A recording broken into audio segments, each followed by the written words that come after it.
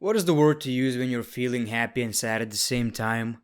Bittersweet, perhaps? It's exactly how I feel about Randy Orton winning the WWE Championship. The man is my favorite WWE wrestler of all time. But winning the championship against Drew McIntyre, someone who didn't even see the crowd as a champion, well, that's tough. More on that later, but first of all, people, what a pay-per-view. Every single match delivered, every single important match delivered. Every Hell in a Cell match was different, entertaining. And sorry for not using a camera, I really don't have time. I'm really sorry about this. I only have a few hours to finish this video, so hopefully you guys understand. By the way, my man Roman is now a babyface in my eyes. He didn't allow this piece of crap to continue. This match is not gonna stop. He said loud and clear, in many ways, I love Roman. Don't cry, Roman. We love you now. Don't ever wear a vest again. In a weird way, WWE decided to kick off Hell in a Cell pay-per-view with the Universal Championship. The championship that mostly closes the show every single time. So we got Universal Championship match, Hell in a Cell I Quit match, Roman Reigns versus Jey Uso. I'm really surprised this actually kicked off the show.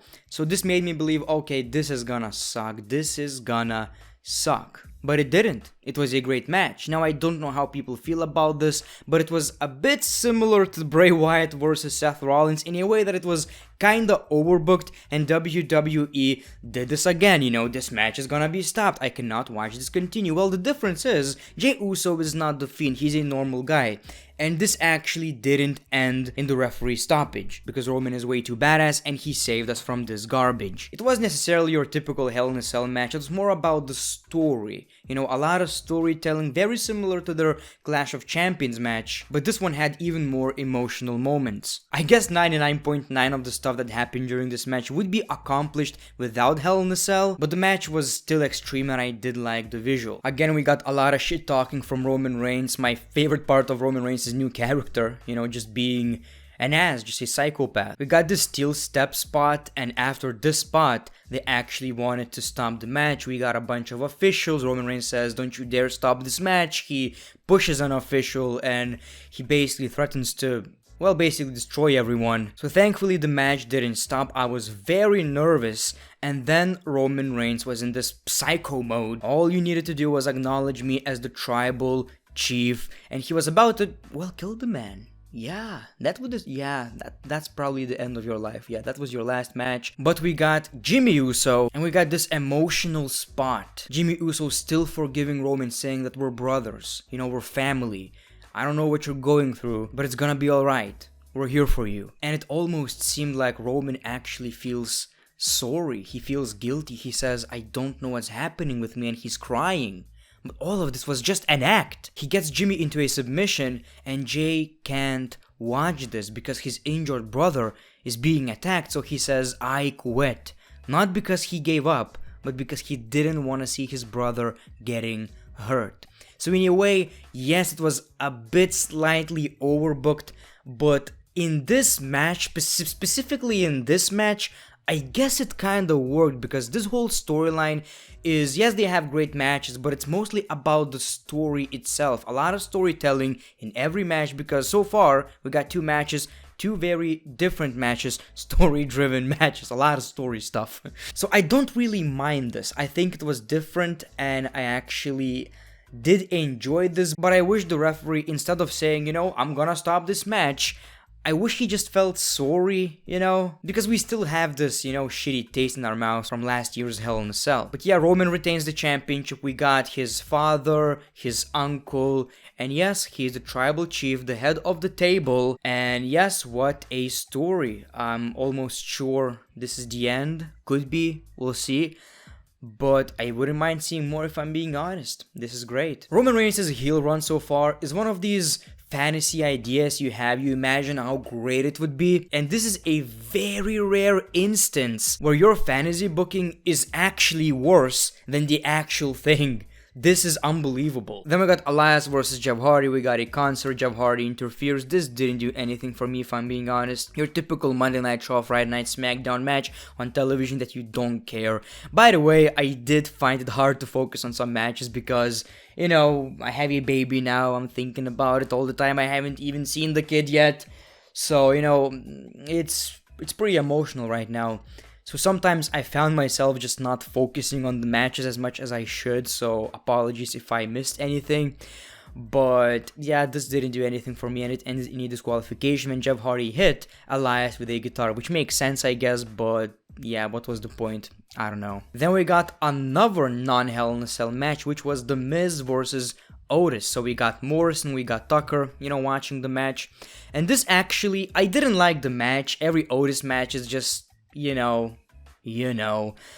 But this surprised the hell out of me. First of all, in my predictions video, I said, okay, this is unpredictable, 50-50, but I'm gonna pick Otis because I just don't see The Miz out of everyone holding the briefcase. What's the point? But it was shocking. So in the middle of the match, Tucker decides to betray Otis, smacks him with the briefcase. The Miz is Mr. Money in the Bank for the second time on Monday Night Raw right now. And I was about to say he's gonna cash in on Drew McIntyre. And he can cash in on Randy Orton anytime right now. But you know what? I also don't see The Miz with the WWE Championship. It should have happened in 2016 now. I don't know, unless he changes his character.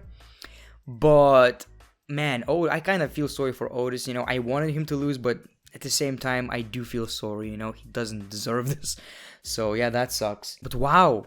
The Miz is Mr. Money in the Bank. I'm just saying, looking at his current character, I don't see the guy as the WWE Champion. Then we got Bayley versus Sasha Banks, SmackDown Women's Championship. We knew it's gonna be a great match, and of course it was a great match. A year ago, I didn't like both of them. If I'm being honest, I strongly disliked Bayley and Sasha Banks. Now, they're probably my favorite women in the WWE. We got a bunch of great spots. This was my favorite Women's Hell in a Cell match so far. And it's, one of these matches that has everything. Two talented wrestlers, a great story, and the match was great. But what I appreciate the most is the ending. I did not expect Sasha Banks to win, first of all. I did not expect Drew McIntyre to lose. So anyway, this freaking ending, man. We got the Banks statement with a chair, and she's smacking the chair with the leg. Wow. This is awesome. So Sasha Banks wins the championship, and a pretty emotional moment, finally a champion, and hopefully Sasha Banks with the SmackDown Championship is a bit more successful than Sasha Banks with the Raw Championship. So that was another highlight of the pay-per-view. We got Slapjack versus Bobby Lashley for United States Championship because, earlier in the day, Retribution issued a challenge, and Bobby was like, you know what? I'm even gonna put my championship on the line. Yeah. So we got the match. And you just cannot take this guy seriously. He looks like, I don't know, he looks like a 9-year-old in a Halloween party, if I'm being honest. Like, I want to like them, and I feel sorry for them, but come on, what is this? And second of all, yeah, he lost again. So Retribution so far, I don't think won a single match in the WWE. They lost again. After the match, we got Retribution, we got the Hurt Business brawling, and they got their asses kicked again. Ali is like, this ain't gonna work. And finally, we got the WWE Championship match. Drew McIntyre versus Randy Orton. Randy Orton is a master of disguise. He did this like 3 times now. I remember he did that at WrestleMania 36.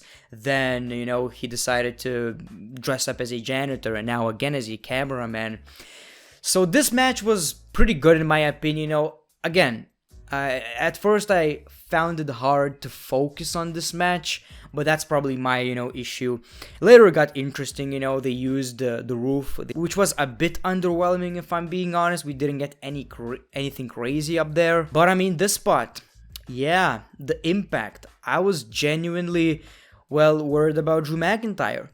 The man sold it like a pro. We got him basically crawling back into the ring. We got a Claymore, and I was like, okay, this is the end.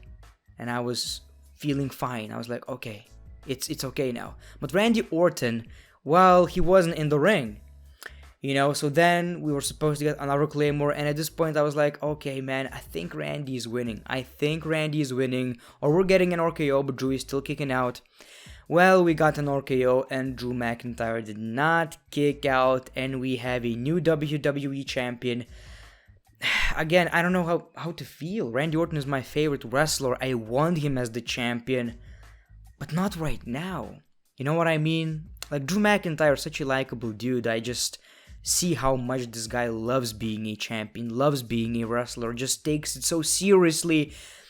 And I feel kind of sorry for him. I know he probably feels okay. He knows he's going to be successful anyway. He's going to win the championship back. I'm trying to look at it this way. Randy Orton won in this match, Randy versus Cena for the record-breaking whatever, had the championships the most time. And this is probably happening in the future. Maybe that's why he won the championship. Maybe he's gonna lose it again and then win it again. I don't know. Whatever. So that's a positive. But mostly, next time Drew McIntyre wins the championship, which hopefully he does, and maybe that's the point, maybe it's gonna happen in front of a crowd this time. So, I guess in a way this could be even better. But man, Randy as a champion sounds unbelievable. I like this shit. But dude, Drew McIntyre lost the championship. I don't know. It's pretty sad. Hopefully this video was entertaining. For now, I'm just gonna post a lot of Patreon videos from Patreon, Road to WrestleMania videos. I'll be back in a week probably. We'll see. So I'll miss one Raw, one SmackDown. Probably, we'll see. Maybe I'll do a SmackDown review. We'll see. So hopefully you guys understand. And I'm gonna enjoy being a dad now. Yeah, that was a great pay-per-view. Enjoyed it. Let me know your thoughts in the comments below. The great one, peace, love, and hugs. It's been a pleasure.